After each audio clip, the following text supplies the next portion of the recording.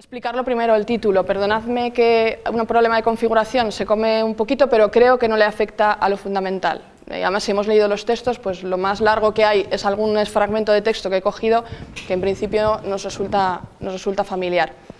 ¿Por qué apóstoles y por qué entrecomillado y por qué no en femenino y por qué esas cosas, ¿no? Bueno, el porqué de apóstoles es porque, bueno, es una palabra que más bien en el Evangelio de Juan no aparece nunca.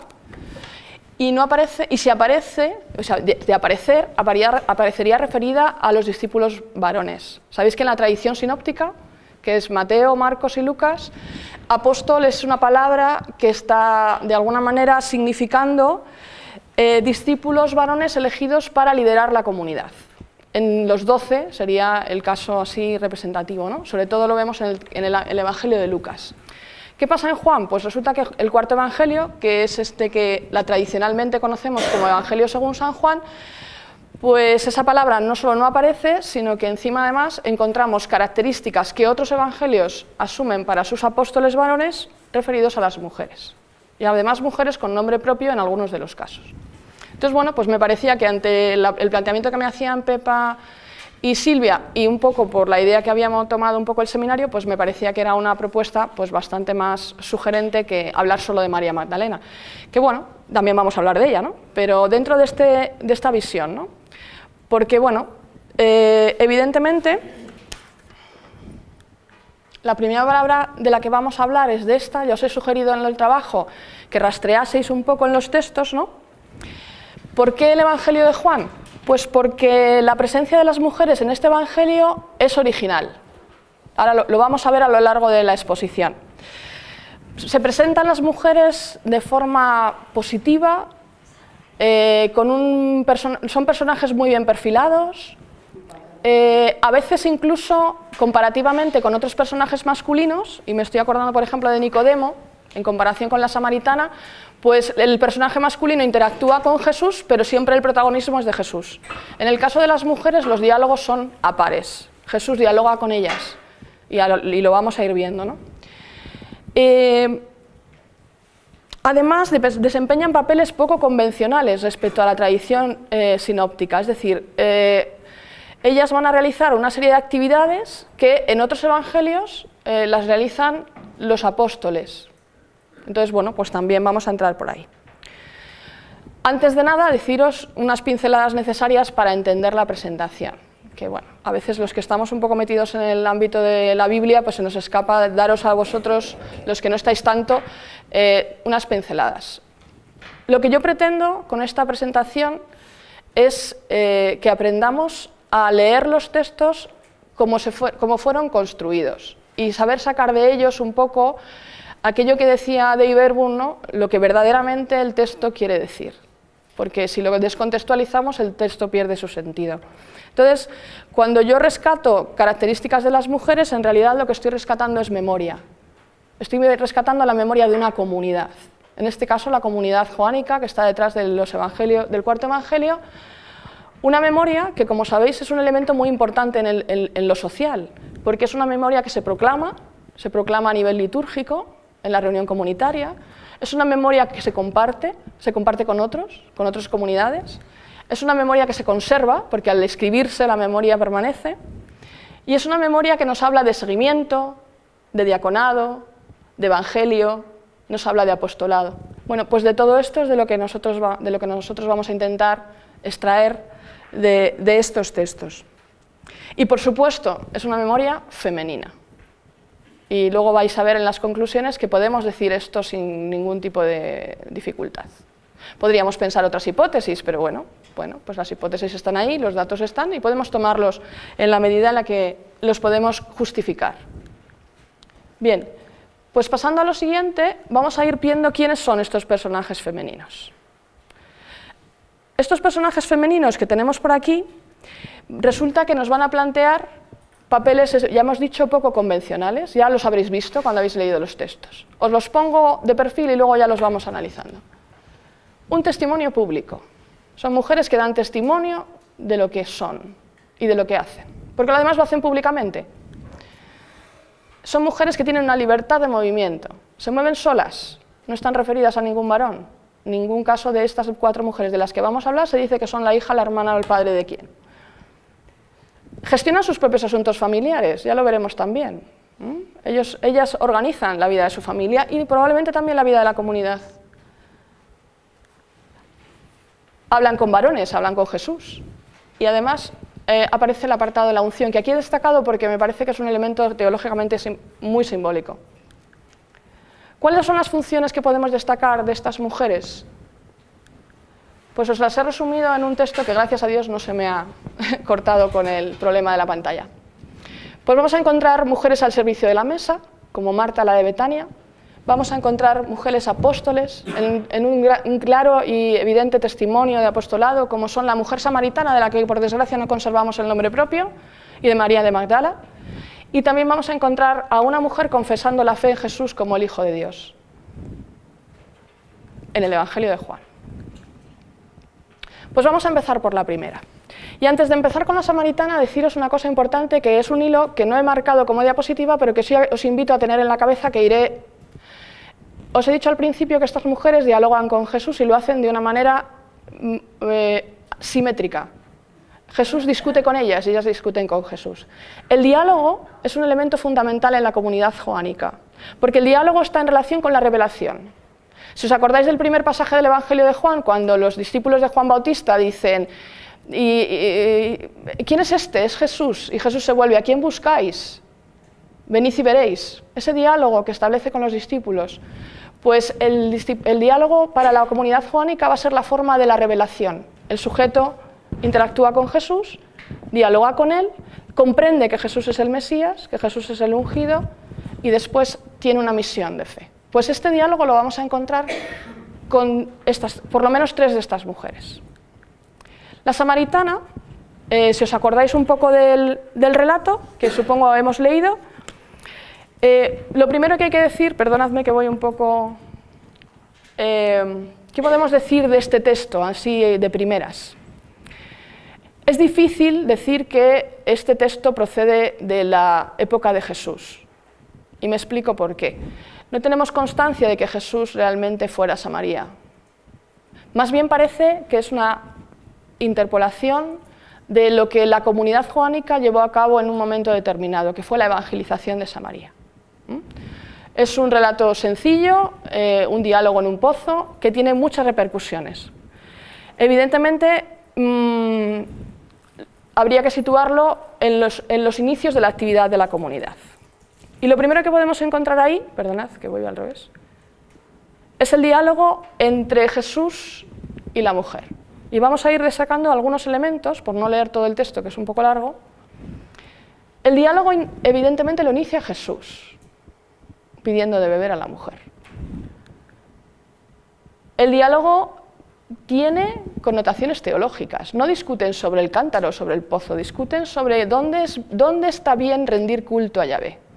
Si donde decían los samaritanos, en el pozo, en el monte Garizim, o en el monte de Sión, en Jerusalén, como dicen los judíos. Y la mujer pregunta a Jesús: ¿tú qué dices? La mujer, convencida del argumento de Jesús, que Jesús le dice que ya no va a haber otra agua que la que él le dé, le dice: Jesús, Señor, dame ese agua. La mujer reconoce a Jesús como un profeta en un primer momento del diálogo. Luego veremos que con la Magdalena nos va a pasar un poco parecido. Jesús comienza a transmitirle a la mujer su enseñanza. Yo soy el agua viva, quien bebe de este agua nunca más tendrá sed. Bueno, no entramos en el diálogo para no... Y dice la mujer: sí, yo sé que va a venir un Mesías. Esta mujer es culta, esta mujer sabe de las tradiciones de su pueblo. Yo soy el que te habla. ¿Y por qué lo subrayo? Porque es la primera afirmación o autorrevelación de Jesús en el Evangelio de Juan. Y es dada a una mujer. Yo soy significa yo soy el Señor, porque yo soy significa Yahvé en el relato en hebreo. Aquí Jesús está revelando a esta mujer y le está diciendo que Él es ese Mesías que ella consideraba que tenía que venir. En el relato también encontramos una llamada al seguimiento. Fijaros qué curioso. ¿Qué hace esta mujer? Dice el texto, que tenéis ahí puesto en Juan 4:28, que deja el cántaro y se va a la aldea. Y decimos, bueno, pues vale, ya, pero es que resulta que en Mateo dejar las redes significa ser discípulo. Y dejar el puesto de los impuestos para Mateo también significa ser discípulo. Así que estamos ante una llamada clarísima de seguimiento. En el Evangelio de Juan, como en todos los evangelios, las personas son llamadas en su vida cotidiana. Simón y Andrés eran pescadores, pues estaban con las redes. Mateo era recaudador de impuestos, pues estaba en su puesto de recaudador de impuestos. ¿Y qué hace una mujer? Ir a por agua. Esa es su vida cotidiana. ¿Y qué hacen los tres? Dejarlo todo e ir a la misión. En el caso de ellos, seguir a Jesús; en el caso de ella, ir a la ciudad, a Sicar, a decirles a los de su pueblo que ha encontrado al Mesías. Nada menos. Es un testimonio de apostolado. Si os fijáis... Adiós, se nos ha muerto la... vale, vuelve. En Juan 4:39, que estamos en esta mujer, dice que cuando ella fue, los demás creyeron por las palabras que la mujer testimoniaba. Y resulta que un poquito más adelante en el Evangelio de Juan, cuando Jesús está despidiéndose de sus discípulos antes del relato de la última cena, dice: ya no creerán por lo que han oído, sino creerán por lo que han oído, por medio de su palabra. Resulta que es el mismo término. Por tanto, si los demás van a creer por el testimonio de los discípulos, los samaritanos creen por el testimonio de la mujer. Apostolado, envío, misión, testimonio. Y después, muchos creyeron por las palabras de él. Cuando os he dicho al principio que el diálogo era importante, significa que la misión del discípulo es ir a los demás, contarles lo que han visto y hacerles posible el encuentro con Jesús. Una vez que cada uno se encuentra con Jesús, ya no le hacen falta intermediarios. Ya directamente creen por las palabras de Jesús. Y eso es algo que también tenemos recogido en el texto de la Samaritana. Muchos más creyeron por las palabras de él. Cuando los miembros de la aldea van a ver al pozo a Jesús y él habla con ellos, resulta que creen ya no por la mujer, sino por acción del diálogo con Jesús. Un dato importante, resulta que en este texto nos han incorporado a los discípulos varones, no sé si os habéis fijado en ellos, estaban como muy sorprendidos. Aquí os he destacado, porque este es un elemento importante, me va a dar un infarto. Sí, algo así. Bueno, los discípulos varones, ¿cómo reaccionan? Dice el texto que se sorprenden. Bueno, más que sorprenderse, el relato bíblico habla de extrañeza. De extrañeza, se extrañan. ¿De qué se extrañan? ¿De que hable con un samaritano? No, de que hable con una mujer.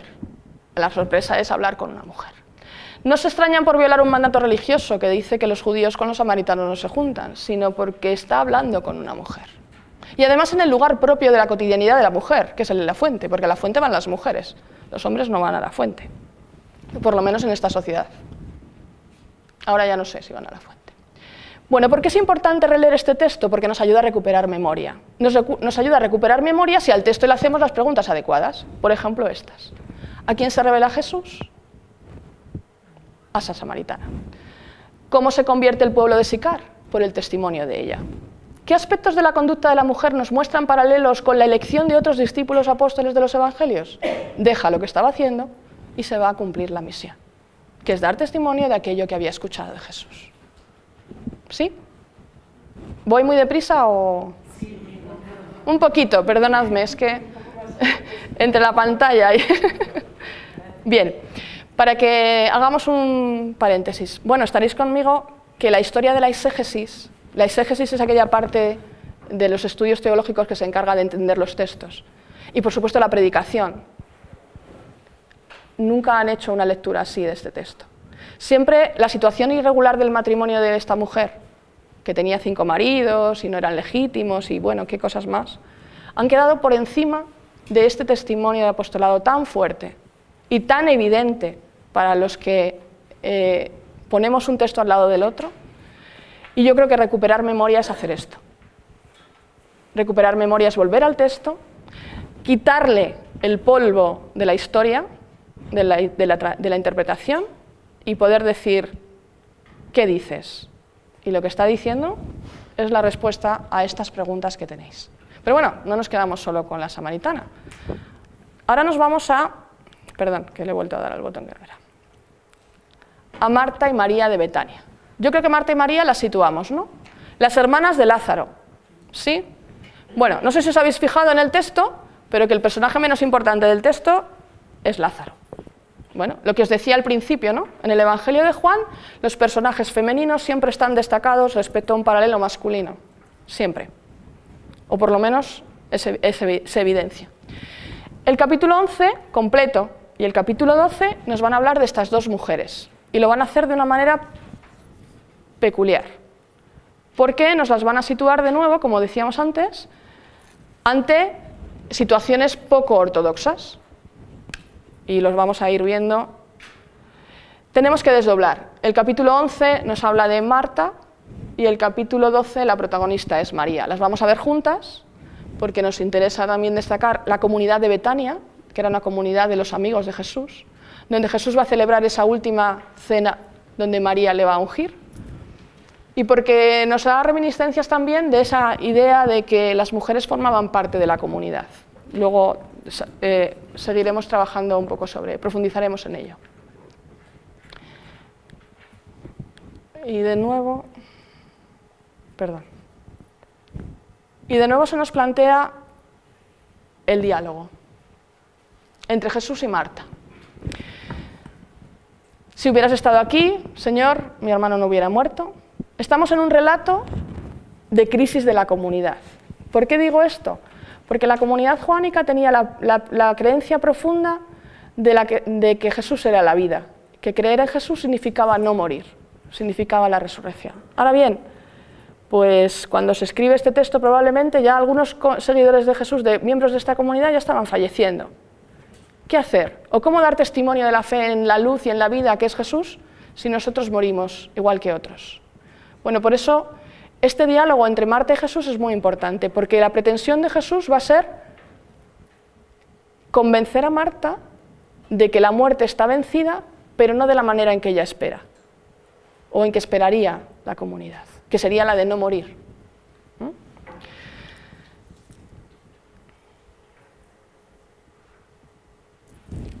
Aquí Marta está expresando la fe en la comunidad. Dice, tu hermano resucitará. De nuevo un diálogo teológico entre la mujer y Jesús. Sé que resucitará en la resurrección del último día. De nuevo la mujer conoce la tradición religiosa de su pueblo. Jesús se autoproclama delante de ella, se autorrevela. Yo soy la resurrección y la vida. Quien cree en mí, aunque muera, vivirá. Y quien vive y cree en mí, no morirá para siempre. Y reta a Marta. ¿Crees esto? En el fondo está retando a la comunidad, nos está retando a todos cuando leemos este texto, ¿no? ¿Realmente te lo crees? Y entonces Marta dice una respuesta maravillosamente sorprendente. Sí, Señor, yo creo en ti, yo creo que tú eres el Mesías, el Hijo de Dios, el que había de venir al mundo. Proclamación parecida a la que hemos encontrado antes en la Samaritana, pero resulta que ¿no suena esto a Pedro? Mirad. Marta dice, sí, Señor, yo creo que tú eres el Mesías, el Hijo de Dios vivo, el que tenía que venir al mundo. Y ahí tenéis la cita, lo podéis buscar. Y dice Pedro, se nos ha cortado. Dice lo mismo, dice Simón Pedro, dice, tú, Señor, tú eres el Mesías, el Hijo de Dios vivo. Y lo podéis encontrar en Mateo 16, 16. Entonces, ¿quién testimonió la fe en el Mesías? ¿Pedro o Marta? Según la comunidad sinóptica, Pedro. Según la comunidad joánica, Marta. Y os recuerdo que en los versículos siguientes, del 17 al 19, dice, y por eso tú eres Pedro y sobre esta piedra edificaré mi iglesia.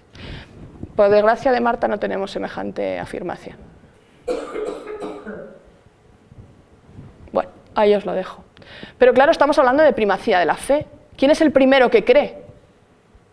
Eso significa primacía de la fe. ¿Quién es el primero? ¿De quién es la primacía? Pues según el Evangelio de Juan, dichosos los que crean sin haber visto, que es la única bienaventuranza de todo el Evangelio de Juan, al final del primer cierre del Evangelio. Expresa la fe de la comunidad. La fe de Marta, además, tenemos que tener en cuenta que no responde a la resurrección de su hermano, porque la resurrección de su hermano es justo después. No es respuesta a la fe de Marta, bueno, como le he visto resucitar a mi hermano, bueno, va, pues venga, este va a ser el Mesías. No, no, la fe de Marta es anticipo al signo. Según la comunidad joánica, la primacía de la fe recae en Marta de Betania. Bueno, pues inmediatamente después de este relato, el mismo Evangelio nos invita a un banquete, en el siguiente capítulo. Un banquete que tiene connotaciones pascuales. ¿Por qué? Porque dice que se celebra 6 días después de la Pascua. Un banquete que tiene connotaciones eucarísticas y que en el que servía una mujer, que es Marta. Marta sirve la mesa.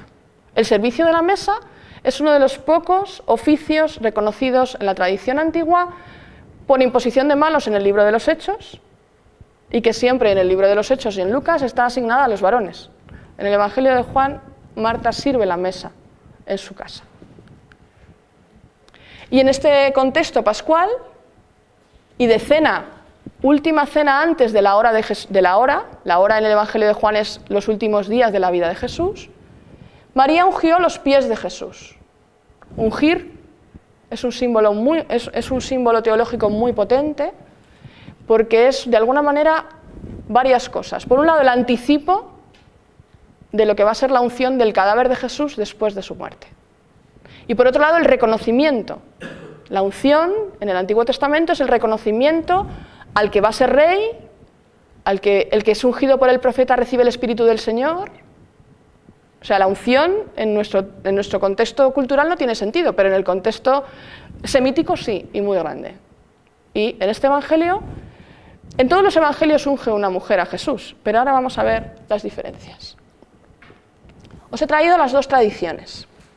En este lado tenéis la tradición del capítulo que os he dicho que leyerais, y en el otro lado la tradición sinóptica.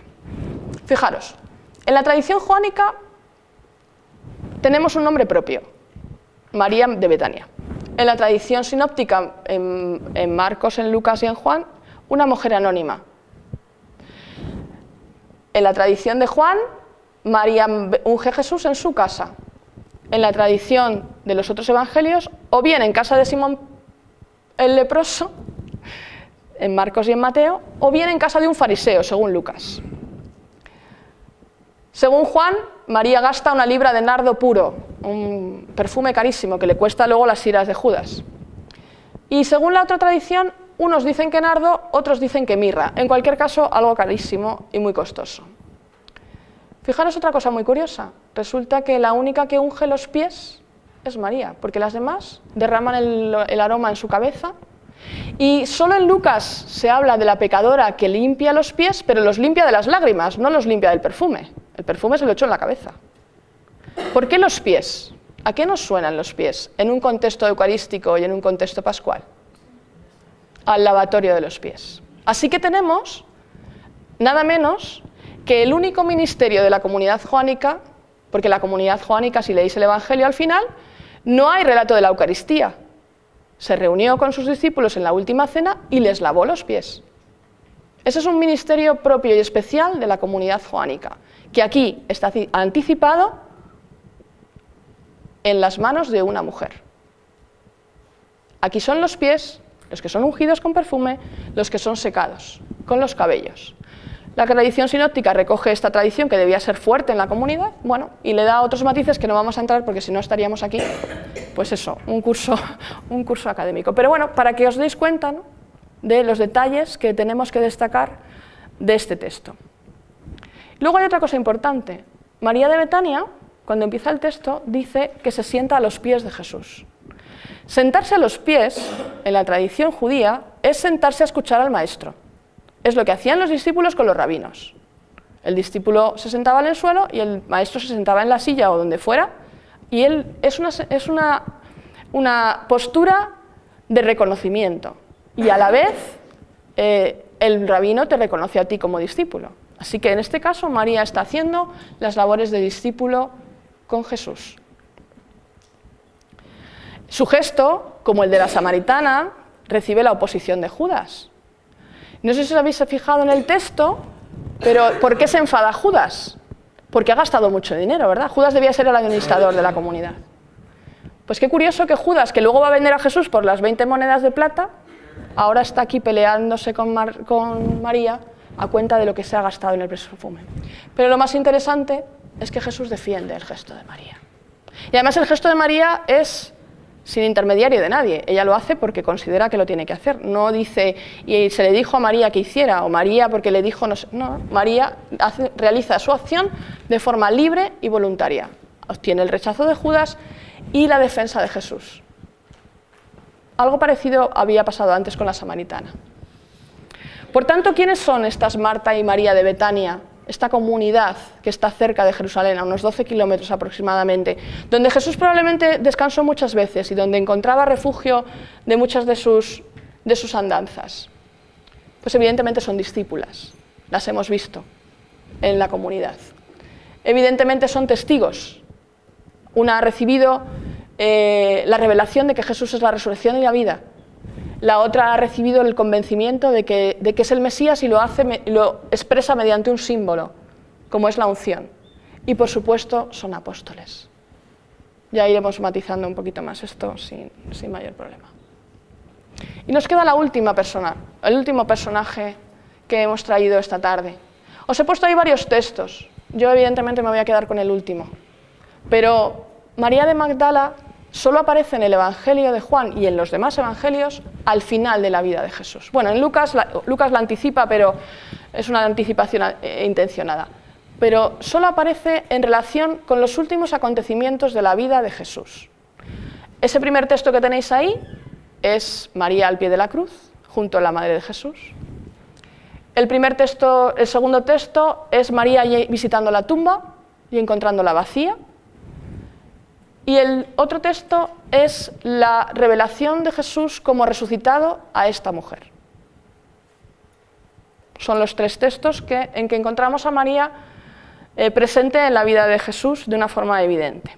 Bueno, pues yo me quedo con el último, como os he dicho, y con realmente el testimonio de esta mujer, ¿no? Que es la expresión que encontramos en el versículo 18.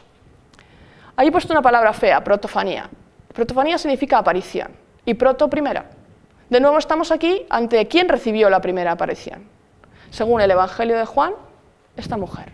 Pero claro, lo importante de esto, si recordáis, es que claro, de esto dependía la fe de las comunidades. ¿Quién recibe primero el privilegio de la fe, el privilegio pascual? Según Pablo, en 1 Corintios 15, y según Lucas también, al que primero se apareció Jesús fue a Cefas, y dice, y luego a los 12, y luego dice a otros 500 hermanos. Según Marcos, y según Mateo, y según Juan, y aquí ya tenemos más quórum que antes, a María Magdalena. En el caso de Juan sola, y en el caso de Mateo acompañada de otra mujer. No vamos a entrar en el tema de las mujeres. Bueno, es evidente que esto es fuerte, porque es un testimonio unánime, y desde luego no hay ninguna razón bíblica para afirmar que esto no es una memoria histórica de la comunidad. Lo pueden pasar por alto, lo pueden ningunear, sí, pero no hay... yo siempre pregunto, o hago esta pregunta que es la que a mí me sirve, ¿no? Si tuviéramos un relato como este de Pedro, si tuviéramos un relato como este de Andrés, de Simón, un testimonio tan claro y evidente de una revelación como esta, solo lo tenemos de María. Y de nuevo nos surge el diálogo. Y aquí hay elementos muy bonitos en este diálogo. Primero, Jesús le pregunta, ¿a quién buscas? Os he dicho al principio, cuando hemos empezado, que el ¿a quién buscas? Está en el primer capítulo del Evangelio de Juan. Y está dicho a los primeros discípulos, que son los del Bautista, cuando Jesús se vuelve y les dice, ¿a quién buscáis? Luego estamos en contexto de apostolado, estamos en contexto de llamada, de nuevo, como con la samaritana. Porque se han llevado a mi Señor y no sé dónde lo han puesto. María está buscando, pero no sabe qué busca. Igual que la samaritana confunde a Jesús con un profeta, María va a confundir a Jesús con el jardinero, por aquello del contexto del jardín, ¿no? En el que está la tumba de Jesús. Amigo, pero Jesús la llama por su nombre. ¿No suena a Juan 10? Llamaré a las ovejas por mi nombre, las ovejas conocerán mi voz y reconocerán que yo soy su pastor. María, Y en ese momento María se vuelve y dice, Rabuni, maestro. Ha entendido. Ahora sí. Ahora ya no es el jardinero. Jesús le dice, no me retengas. No entramos en el famoso no lime tangere. Si me tocas, no me tocas. Esto como en la samaritana. Era más importante el tocar o no tocar a Jesús, el tener 5 maridos que uno. Todo lo posible por quitar de en medio lo importante. Porque lo importante es ve y dile a mis hermanos. El envío, la misión. El diálogo, el convencimiento. ¿Os acordáis de los elementos del diálogo? El discípulo comprende y es enviado. Y María salió anunciando, he visto al Señor. Y claro, Señor no es cualquier cosa. Señor es a Jesús resucitado. Este era del que hablaban los profetas. Bueno, pues yo creo que difícil citar a María Magdalena y no hablar de apostolado. Difícil. Cada vez se nos va haciendo más difícil, gracias muchas veces a la exégesis de mucha gente antes que yo, que ha trabajado los textos de Juan. Y nos queda concluir para abrir el diálogo, para que podamos hablar.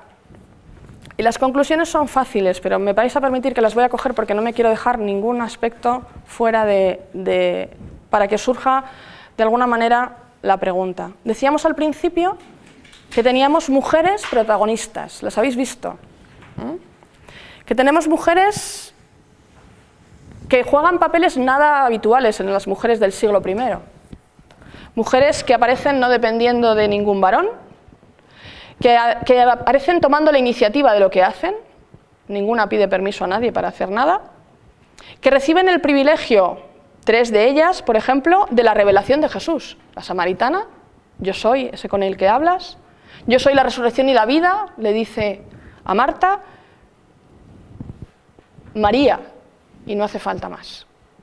María Magdalena entiende que Jesús es el Señor y así lo va a contar. Mujeres importantes en la vida pública de Jesús, que establecen con él una relación muy peculiar, le hablan de tú a tú, son capaces de discutir con él aspectos teológicos que, por ejemplo, ni Nicodemo, ni Simón, ni ninguno en el Evangelio de Juan discute con Jesús. Por supuesto, expresan la fe de la comunidad.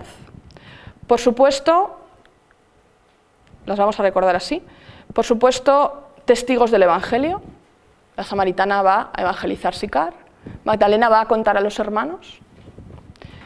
Por supuesto, discípulos en el sentido estricto, porque el discípulo es el que sirve a la comunidad, acordaos de Marta, sirviendo a la mesa. Desempeñando papeles importantes en el ministerio pascual, por ejemplo, el lavatorio de los pies, que ya os he dicho que era de los pocos ministerios reconocidos en la comunidad joánica, el lavar los pies. Probablemente se juntaban para leer la palabra y para lavarse los pies unos a otros, porque era el símbolo del mandamiento máximo del amor, que es el mandamiento que nos da Jesús en este Evangelio. Y por supuesto, el testimonio principal de la muerte, de la tumba vacía y de la resurrección. Si las mujeres no hubieran estado en el pie de la cruz, si las mujeres no hubieran encontrado la tumba, si las mujeres no hubieran anunciado el testimonio de la resurrección, pues ahí os lo dejo, ya vosotros le ponéis palabras. Y volviendo a la memoria, ¿por qué hacemos esto? Bueno, pues evidentemente yo no sé quién escribió el cuarto Evangelio. Hay muchas teorías. Probablemente alguien que tenía una experiencia muy rica de lo que era la experiencia religiosa de las mujeres. Y esto es indudable. Sin este conocimiento, podemos pensar que a lo mejor la imaginación literaria del autor hubiera sido capaz de perfilar tan detalladamente estos personajes. Pero yo planteo que parece bastante más verosímil pensar que fue el resultado de las experiencias de las mujeres que tenían papeles principales en sus comunidades, las que fueron tomadas como ejemplo para luego escribir y dibujar el personaje que representan cada una de ellas en el Evangelio. Diaconado, legitimidad. Jesús las legitima, discipulado, liderazgo, comunidad. Hay una memoria de mujeres aquí, que recuerdan lo que pasó, que dan detalles. El testimonio, el diálogo con Jesús, la revelación de Jesús a través de las mujeres y, por supuesto, la fe. Principales testigos de la fe. Yo creo que tú eres el Mesías, el Hijo de Dios vivo, dice Marta. Y aquí os lo dejo. Muchas gracias por escucharme y bueno, pues abrimos el diálogo a lo que vosotras queráis. Espero saber responder a vuestras preguntas.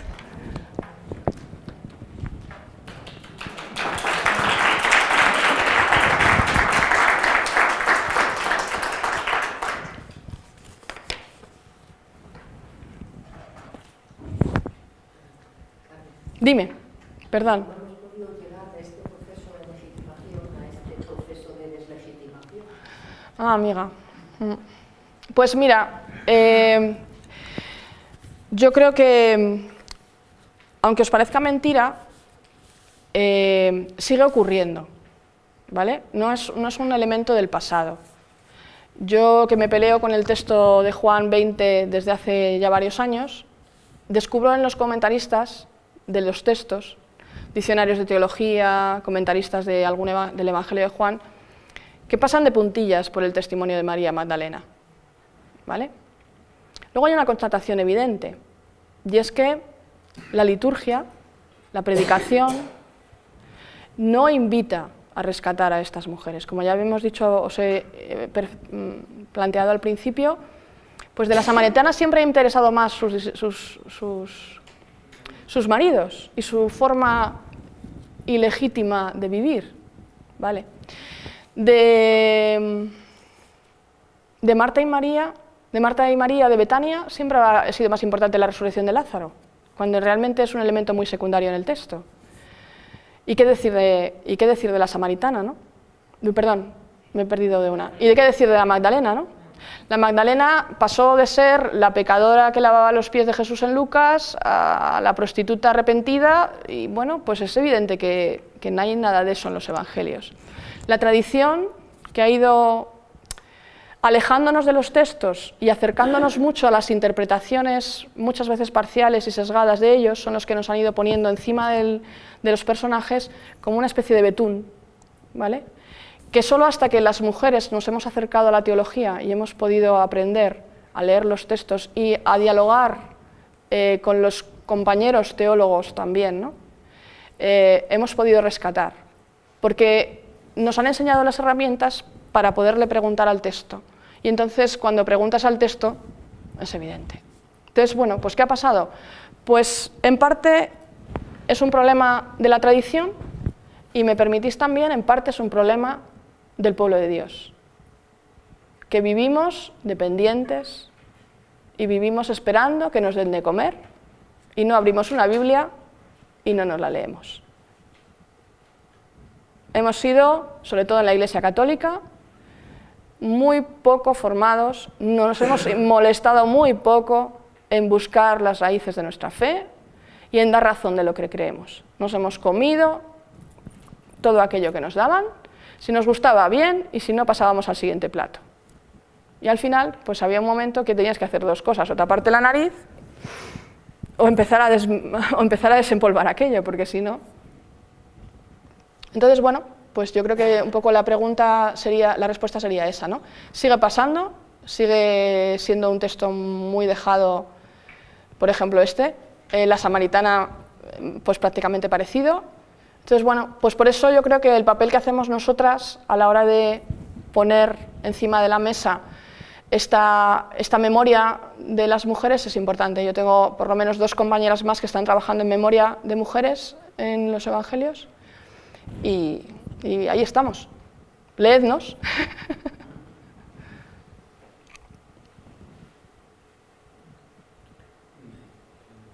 Sobre María Magdalena fuera de la carnaza de la relación con Jesús. Que sí, Bueno, claro, sí. Y que cuando.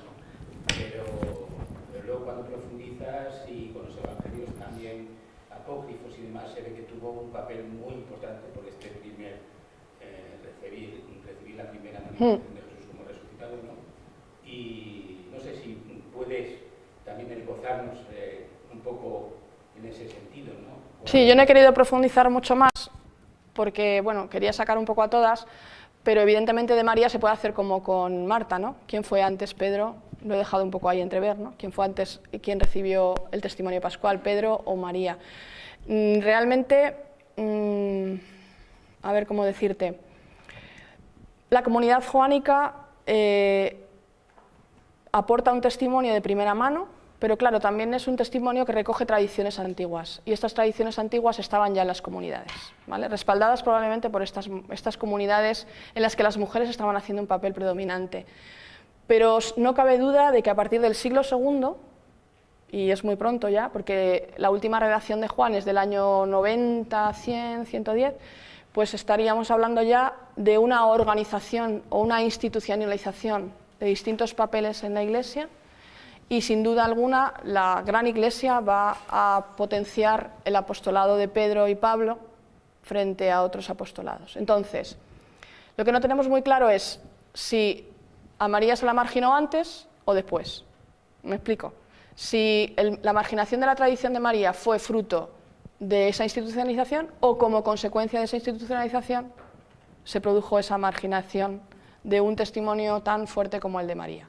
Es evidente que las segundas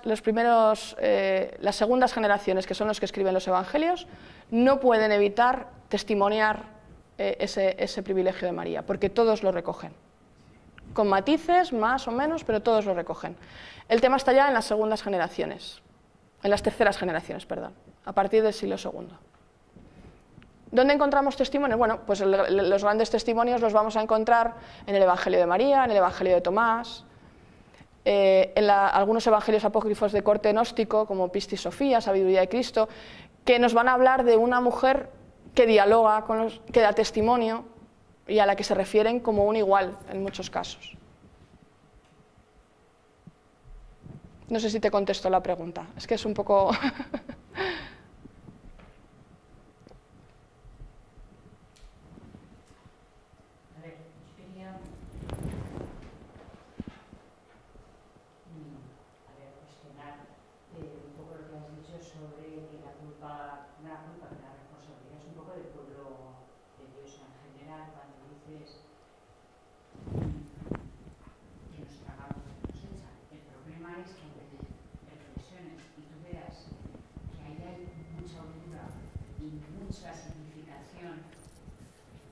no interesa a una estructura de poder como después es el andamiaje con el correr de la historia, de los siglos, poner modelos de identificación de apóstoles, de discípulos, porque ya sorprende que Jesús en aquella época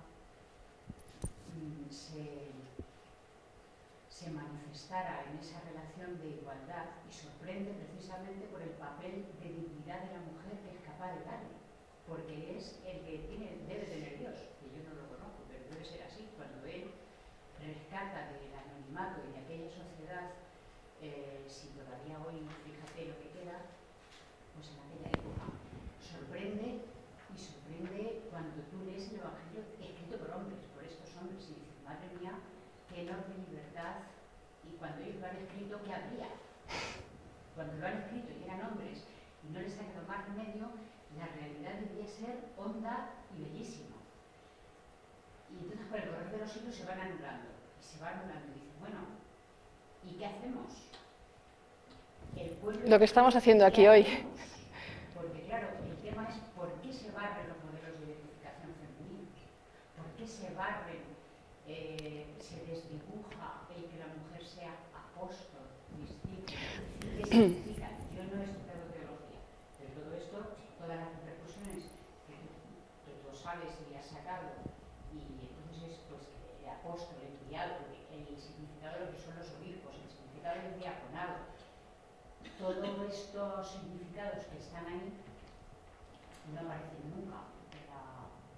Entonces dice, bueno, el pueblo de Dios aquí no hay huelgas. Bueno, era la mitad, ¿eh? Dije, por un lado la tradición, por otro lado la formación que nosotros tenemos. Pero bueno, también es verdad que todo tiene su contexto, ¿vale? Y que el mismo poder del que tú hablas nos permite este espacio. Y en la misma Iglesia que nos ha desdibujado, también nos permite estudiar, ¿vale? Yo no he estudiado en ninguna iglesia, en ningún otro lugar que en la Iglesia Católica, ¿vale? Eso hay que decirlo también, ¿no? Pero dicho esto, que no tiene ninguna intención de defender a nadie, yo creo que también hay que contestar, o sea, no podemos mirar a la historia con los ojos del siglo XXI. Nosotros en el siglo XXI tenemos unas inquietudes y evidentemente la situación de la mujer ahora no es la situación de la mujer en otros momentos de la historia porque no ha habido nunca ha sido así, ¿vale? Eso por un lado. Y luego, por otro lado, el cristianismo como tal jugó un espacio muy bonito al principio, porque era un espacio escondido, era un espacio oculto. Y como bien sabéis, el espacio oculto, que los que estudian Biblia le llaman el espacio de la secta, no entendida secta como la entendemos nosotros, sino como ese grupo de gente que se reúne a hacer otra cosa y que está al margen de lo socialmente establecido porque están inventando algo nuevo, ¿vale? El cristianismo en su primer momento fue eso, un inventar nuevo del judaísmo, ¿no? Ellos eran judíos, ellos leen su escritura, ellos leen a los profetas, ellos van a descubrir en la profecía del Antiguo Testamento al propio Jesús y nos lo van a transmitir así. Entonces, ese contexto no se puede evitar. ¿Pero qué pasa? Que el devenir de la historia dice que una secta o se aísla o se integra. Y el cristianismo optó por integrarse. Entonces, en una sociedad, en el siglo III, en la que el patriarcado es el elemento clave de organización social, poner un testimonio femenino reclama las iras de todos los intelectuales de la época. Mientras la gente llana y sencilla eran los que seguían a Jesús, pues no había problemas. Pero cuando irrumpe el cristianismo en la sociedad grecorromana, los intelectuales empiezan a preguntarse, bueno, ¿y estos quiénes son? Y empieza el diálogo con la filosofía, y empieza el diálogo con la cultura. Hay que dar razón de la fe. Y el testimonio de una mujer no vale. ¿Vale? Entonces no es que lo eliminemos, porque aquí está, pero no lo damos a conocer al público. De hecho, en la carta a los Corintios, Pablo no dice el testimonio de María Magdalena cuando habla de las apariciones de la resurrección. Él no lo dice. No sabemos por qué no lo dice. Probablemente porque lo recibió así. Es un texto que está recibido, no es un texto propio de Pablo. Entonces, lo recibe así ¿por qué? Porque a lo mejor está pensado así para predicar. ¿Sí? Para las predicaciones, para hablar hacia afuera. Pero hacia adentro, ¿qué ocurría? Hacia adentro ocurría una vida comunitaria mucho más rica que la que se podía expresar hacia afuera. ¿Me entendéis un poco lo que quiero decir? El problema estuvo después, cuando... Entonces hubo como una especie de dos tradiciones. Esto se ve también muy claro en el texto, en la comparación entre los sinópticos y Juan. Cuando Pablo habla de sí mismo como apóstol, dice, ¿acaso yo no he visto al Señor? ¿Y qué dice Magdalena? He visto al Señor. ¿Y qué dicen los discípulos a Tomás en el Evangelio de Juan? Hemos visto al Señor. O sea, el hemos visto es como una especie de fórmula establecida, ¿no? para dar testimonio. Sin embargo, Lucas va a decir, se apareció. Y lo va a decir también Pablo en algún otro momento. Entonces, como que hay dos tradiciones, una hacia afuera, hacia la predicación, y otra hacia lo narrativo, hacia lo que se vive, hacia lo que se celebra.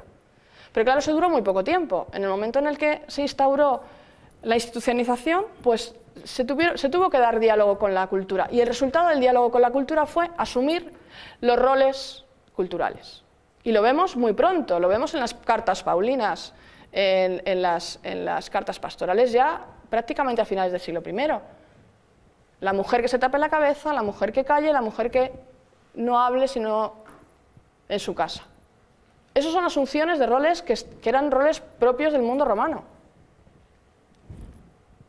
Es fruto de la historia.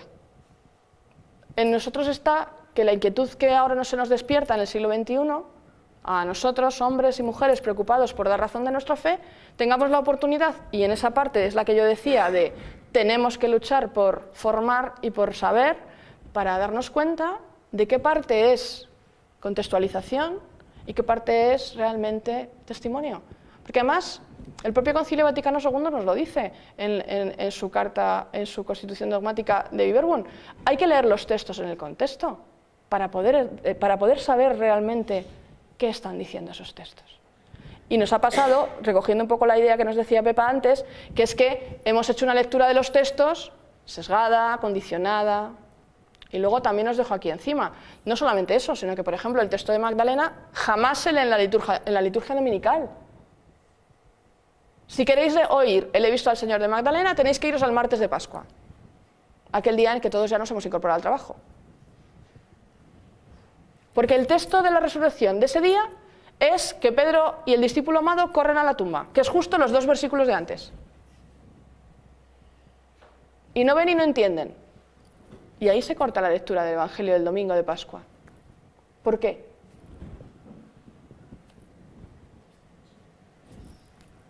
Entiendo lo que ella dice. O sea, el problema es que no podemos hacer huelga, como tú decías, algo de eso, que eso se solucionaría pues, con una mujer en un puesto de responsabilidad de la Iglesia, una mujer con conocimiento y que pudiera acceder a más gente, que pudiera predicar en la Iglesia, en suma que pudiera ser sacerdote. Pero ahí tenemos cortado. O sea, puedes acceder a grupitos pequeños, poca gente, pero sí, el poder, digamos, de acceder a gran cantidad de gente está en los altares y ahí no tenemos nada que hacer. O en las escuelas. Y ahí sí hay mucho que decir desde las mujeres. O en las catequesis, con catequistas con una buena formación, que no transmitan y trasladen constantemente lo recibido, sino que sean capaces de una palabra diferente. Y en No. los seminarios, una formación, digamos, a ver, oyendo los signos de los tiempos, que es que la mujer del siglo XXI no es la del siglo I. Ya, pero ¿sabes qué pasa? Que yo creo que mientras que las preguntas... El Evangelio del día de Pascua recojan el Evangelio. Pero eso tiene que ver con la liturgia. Pero yo lo que te digo es que estas preguntas se las hace al texto quien tiene inquietud por la respuesta. Ellos no tienen esa inquietud porque ya tienen su texto. Está en Mateo 16.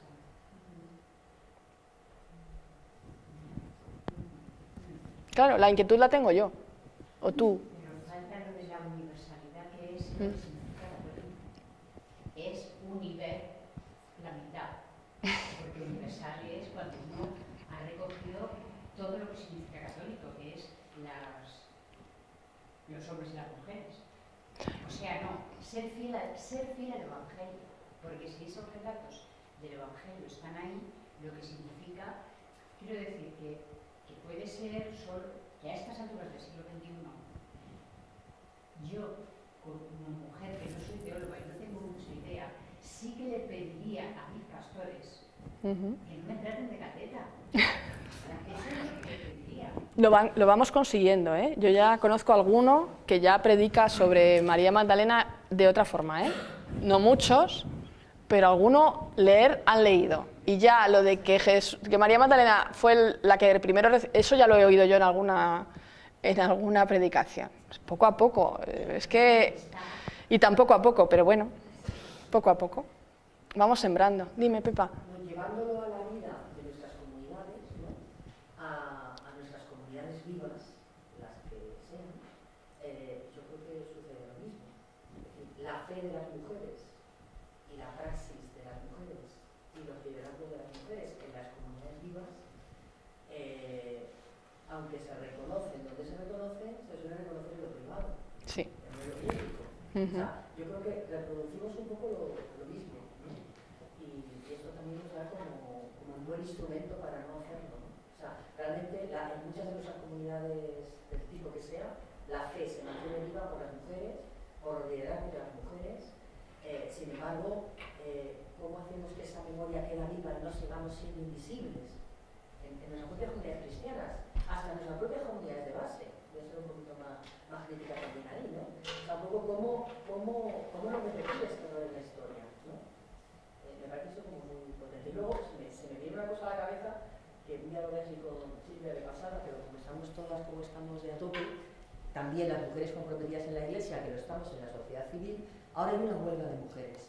Muchas de nosotras estamos apoyando la huelga desde muchas perspectivas, huelga de cuidados, huelga contra las fronteras, huelga por el desempleo, huelga por los cuerpos, y yo el otro día decía, joder, y yo, o sea, y estoy en eso porque soy mujer, ¿no?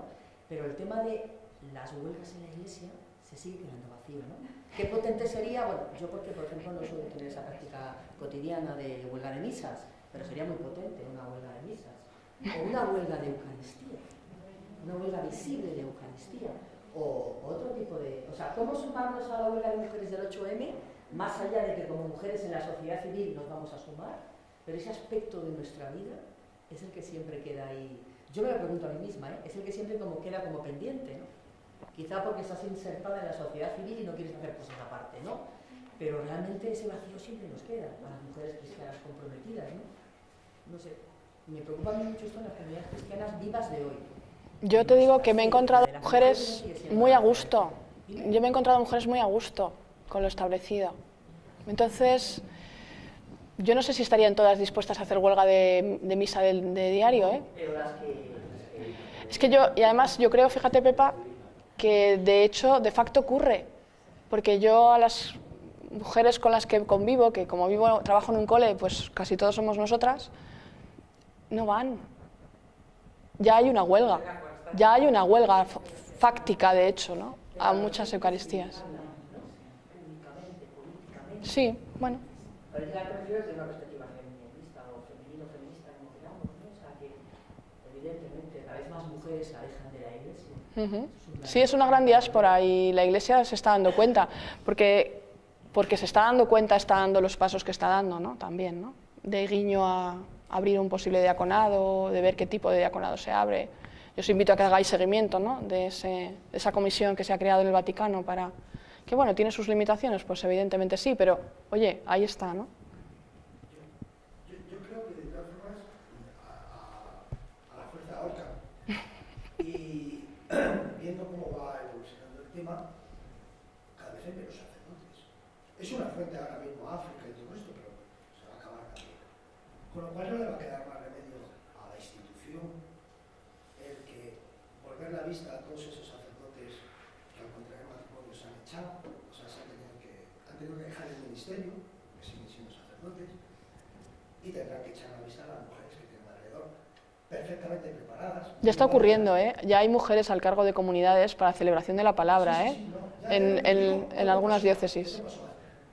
El ejemplo que tenemos en los países africanos es que no se ve diferencia en la tarea de la mujer como sacerdote o como obispo con la que pueda llevar a cabo un hombre.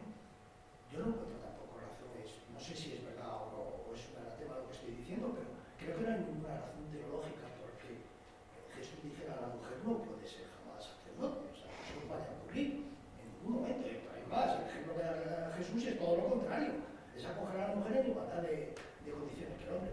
Entonces, esto lo que pasa es que nuestra vida es demasiado corta con el paso del tiempo.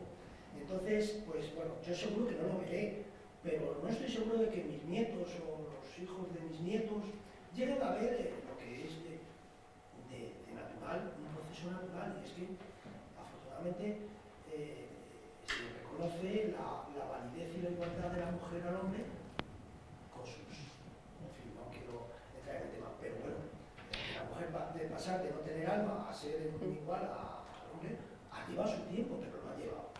Hombre, yo creo que de lo que hemos hablado hoy, lo que nos tenemos que llevar es la posibilidad. O sea, yo creo que evidentemente, primero llevarnos la posibilidad, después llevarnos la esperanza y después llevarnos el testimonio. Quiere decir, yo creo que algo muy importante que las que estamos un poco ahí en la brecha sabemos es que es súper importante tejer red. Es súper importante generar espacios donde nos acompañemos, y esos espacios, que pueden ser físicos o pueden ser de lectura o pueden ser como aquí, este seminario u otras cosas, ¿no? Porque realmente siempre está ahí, latente. Aunque es verdad que, como nos decías, la tradición le ha caído encima siempre a siempre ha brotado. O sea, nunca nadie ha sido ajeno a esta tradición, por lo menos a la de María Magdalena. Entonces, ahí está soplando el espíritu y vuelve a salir de una vez más cuando le hacemos las preguntas adecuadas. Entonces, bueno, pues también que nos llevemos una palabra de ánimo, ¿no? De esperanza, de testimonio, que recordemos que seamos también nosotros testigos de lo que estas mujeres son, que cuando ahora vayamos a nuestras comunidades, a nuestros espacios pequeños, nuestra casa, nuestra familia, pues contemos, oye, pues hoy he aprendido que resulta que, o que nos hemos quedado con la duda y nos vamos al Evangelio y nos leemos el versículo y decimos, pues a mí este versículo me vale para decir muchas cosas en otros lugares. Entonces, bueno, ahí en esa medida también tenemos una labor y una tarea, ¿no? Que yo creo que es una tarea también muy auténtica, muy bonita, que es volver a la cotidianidad con un espíritu renovado. Después de haberte encontrado con Jesús, vuelves. Claro, es que en eso consiste, creo yo, ¿no? Entonces, bueno, a mí no me gustaría quedarme con el pesimismo, que yo soy consciente de todo lo que estáis diciendo y que evidentemente queda mucho por hacer y, bueno, ojalá sean solo tus nietos o los hijos de tus nietos. Pero no es un ojalá triste. O sea, yo creo que es que el Concilio Vaticano II es del 65. O sea, es que estamos hace, ¿cuánto? Es que hace nada. Es que hasta hace nada no leíamos la Biblia. Es que hasta hace nada no teníamos la posibilidad de decir esto. Entonces también quedémonos con la parte positiva, ¿no? De decir, ole, o sea, la Iglesia nos ha abierto la puerta, o nos ha abierto la ventana, colémonos por la ventana, para encontrar esperanza, para encontrar razón de lo que somos, para dar vida a lo que el Espíritu hace brotar en nuestro corazón. Y caminemos, bueno.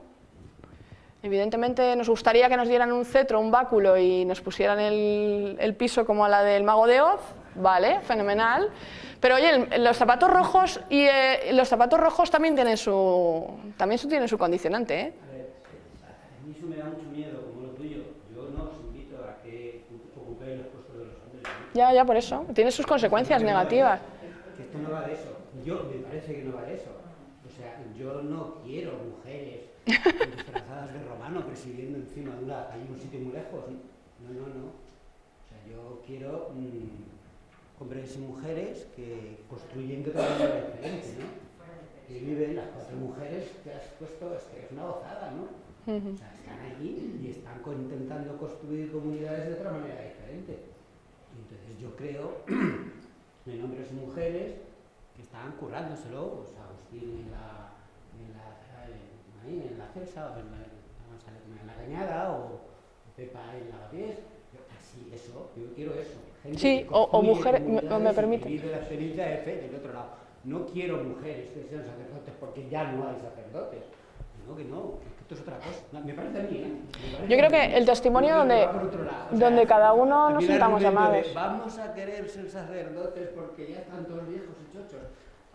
Que el tema va de otra forma, ¿no? Me parece mi propuesta, ¿eh? Ni queremos báculos, ni cetros, ni disfrazarnos de romanos, ni gorros de pico, que no va de eso, ¿no? Yo creo, ¿eh? Que tengan que ser por obligación, sino que tengan... Mira, yo recuerdo que cuando salió la ley del divorcio, hubo un regalado de señoras, porque es que dices, no, es que nadie te obliga, o sea, quiero decir, el tener una posibilidad nadie te obliga a ello, o sea, pero que exista la posibilidad, pero porque no, evidentemente no se trata de que o sea, el comentario mío es porque la presión social, o sea, quiero decir, si no tienes, y hay gente que expresa el deseo, está preparado y tal, que tenga esa posibilidad, o sea, quiero decir, pero no por obligación, o sea, lo típico de que tiene que haber un número de representación femenina, eso yo lo odio, quiero decir, caprichados. No, o sea, acabas siendo un ministro de defensa y no hay más tonterías que aconsejar. Entonces acabas siendo obispo de Madrid y puedes decir las mismas tonterías. Claro, por supuesto. Hace unos años. No, es que va otra cosa, yo creo. Me parece bien, vamos. Bueno, yo creo que el testimonio... Esa argumentación de que las mujeres ocupen los puestos que ocupan los hombres, a mí me parece un tanto peligrosa. Yo creo que las mujeres nos estáis enseñando... ¿Por qué no? Sí, pero yo creo que... Yo te entiendo perfectamente, pero ¿por qué no? O sea, si no va a haber ningún sacerdote en ningún sitio, ¿vale? Pero si va a seguir habiendo sacerdotes, pues se tendrá que haber de las dos. O sea, que no... Es que eso es muy peligroso lo que estás diciendo. Bueno, las comunidades, pero los sacerdotes que sean hombres. No. Silvia quiere intervenir. En relación a esto, a mí me parece que si nos puedes también, en forma de pregunta, ¿no? Yo creo que la lectura de estas mujeres lo que nos invita es a repensar también qué entendemos por diaconado, qué entendemos por apostolado, ¿no? ¿qué significa para nosotros ahora esto, ¿no? O sea, porque es verdad que hay una fuga de mujeres en la iglesia, las mujeres jóvenes, ¿no? Pero sigue habiendo mujeres que están haciendo labores de diaconado, ¿no? ¿En qué situación están haciendo esa labor de diaconado, ¿no? ¿Está reconocida, no está reconocida? Yo creo que eso nos hace reflexionar, ¿no? A mí leer estos textos me hace decir, yo quiero este tipo de diaconado, ¿no? El que tenemos ahora necesita ser refrescado. Por lo menos es mi lectura, ¿no? de los textos, ¿no? Entonces, yo me pregunto en muchas ocasiones cuáles son las claves o cuáles serían las claves para refrescar, ¿no? El diaconado, refrescar el apostolado. ¿Qué tipo de apostolado queremos, ¿no? Estas mujeres nos dicen un tipo de apostolado, que es la que está en la afirmación y en la acción, ¿no? En la confianza, ¿no? De que ha visto al Señor, y además hay una acción que es consecuencia de la fe, ¿no?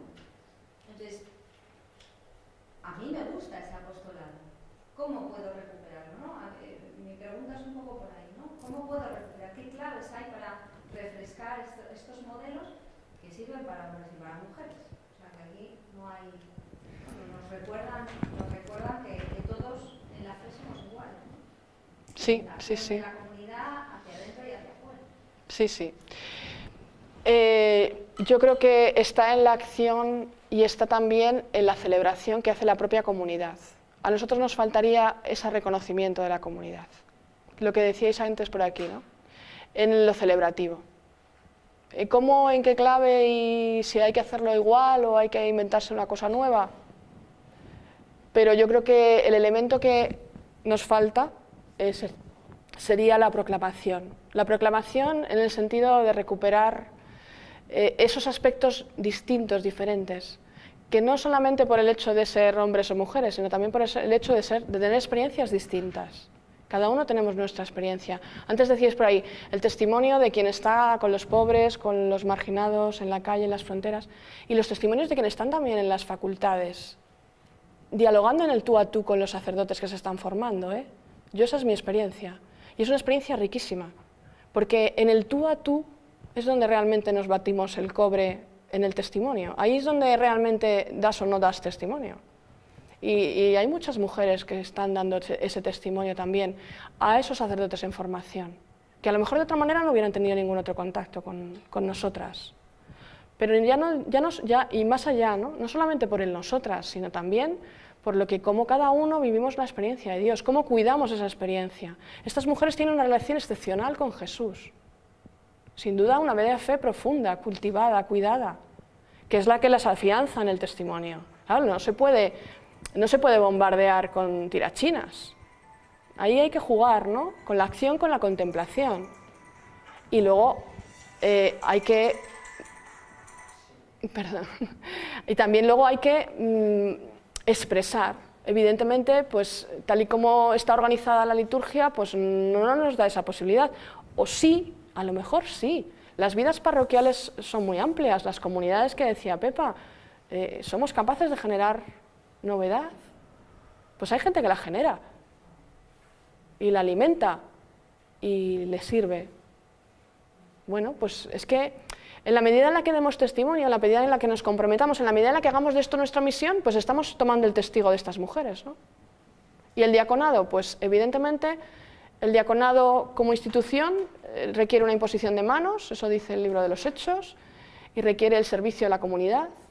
Bueno, pues a lo mejor tenemos que reclamar la imposición de manos como una posibilidad, pero desde luego el servicio ya se está haciendo, evidentemente, o sea, quizá las parroquias, ¿no?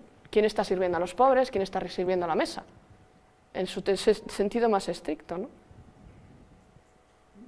Otra cosa interesante de estas mujeres, me parece a mí, dentro de estas claves que decía Silvia, es que no separan lo sagrado de lo profano, ¿no? O sea, que todo es lugar de encuentro de Dios, todo puede ser un lugar de encuentro con Dios, ¿no? Es decir, la no separación, que luego sin embargo en la Iglesia tanto se vive, ¿no? Y por otra parte la reivindicación de lo cotidiano como lugar de encuentro con Dios y como un lugar misionero, diaconal, lo que sea, ¿no? Pero yo también creo que es algo es como un pendiente que también tenemos en general la Iglesia y las comunidades, ¿no? Sí. Y en ella se ve clarísimo esto, ¿no? Sí, sí, es evidente. Me llama la atención cuando lo has expuesto, ¿no? En esta línea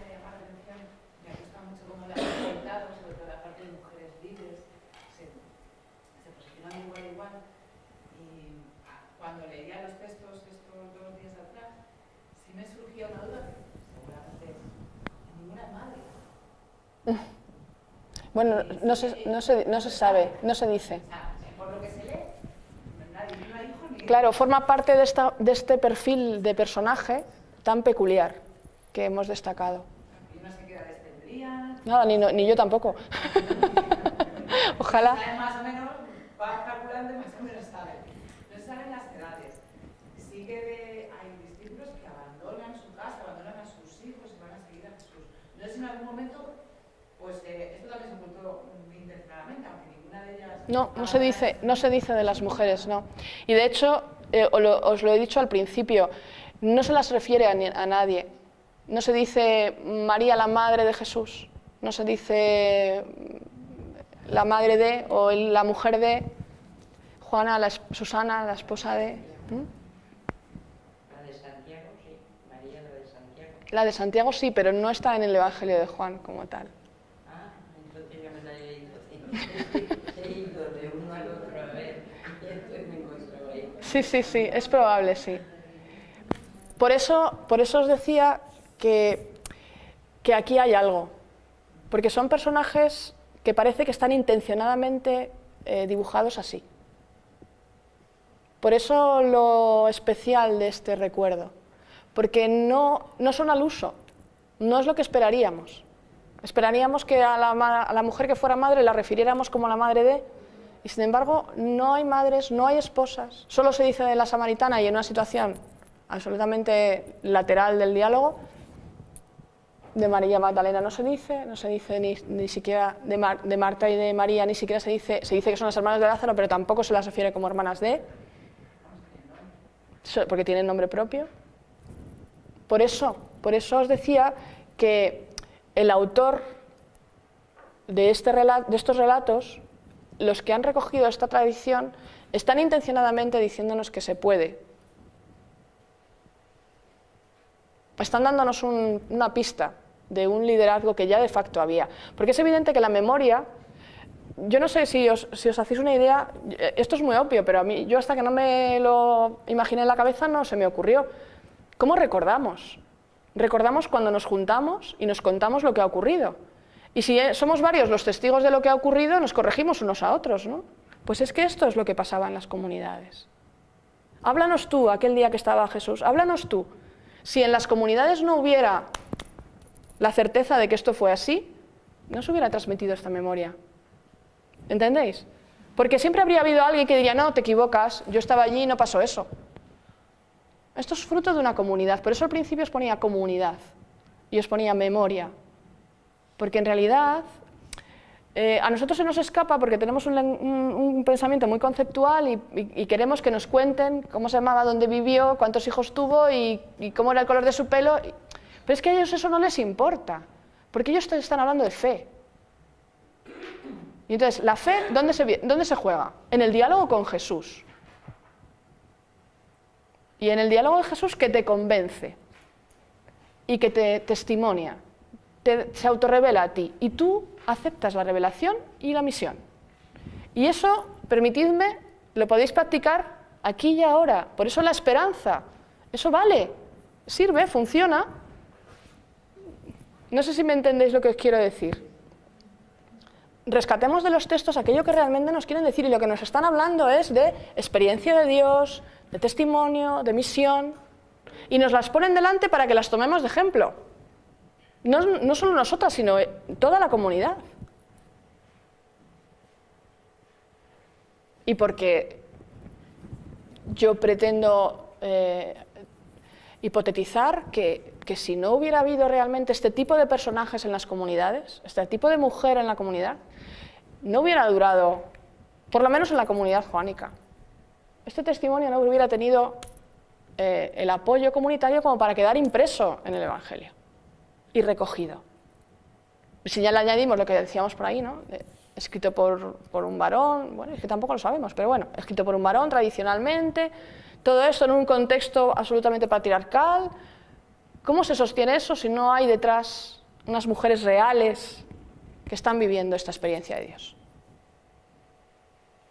Luego, la fuerza tremenda que les da a estas mujeres, la tremenda libertad y valentía que esa experiencia de su relación con Jesús, ¿cómo las cambian? Porque, a ver, un banquete, todos sentados, y llega una mujer públicamente y se pone a llorar o a bañarle o a derramar el perfume, que podría habérselo dicho en un rato aparte, y se humilla públicamente para reconocer pues la gratitud y la magnificencia que ha supuesto encontrar a este hombre en su propia vida.